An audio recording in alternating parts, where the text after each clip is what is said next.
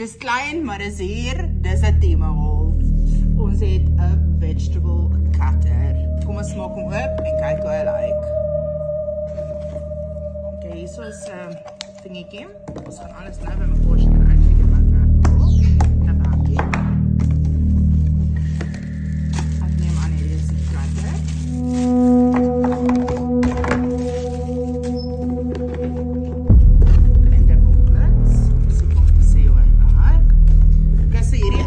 Was R207 op Timo.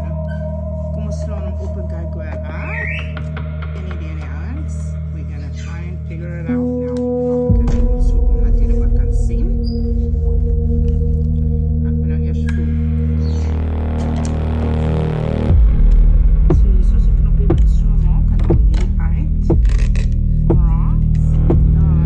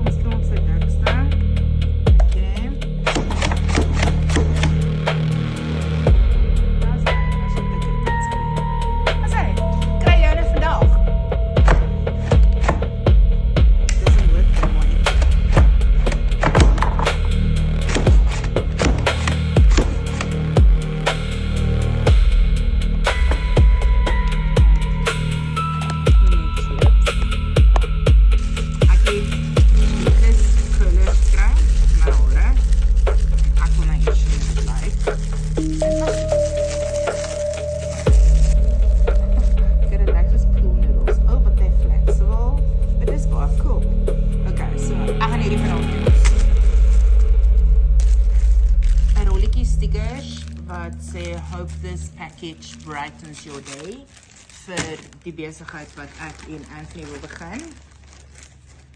Dan het ons 'n yskasmagneet wat sê keep calm and drink tea. Ek het ewe skielik begin dink ek soek yskasmagnete. Yes. En laaste het ons 'n haarolletjie van Timo. Dis glo 'n hair treatment en leave-in conditioner. It smells nice. Lyk soos rose. So dit is my Timo haul. There you go guys. Klik gerus op die link en gaan doen jou shopping.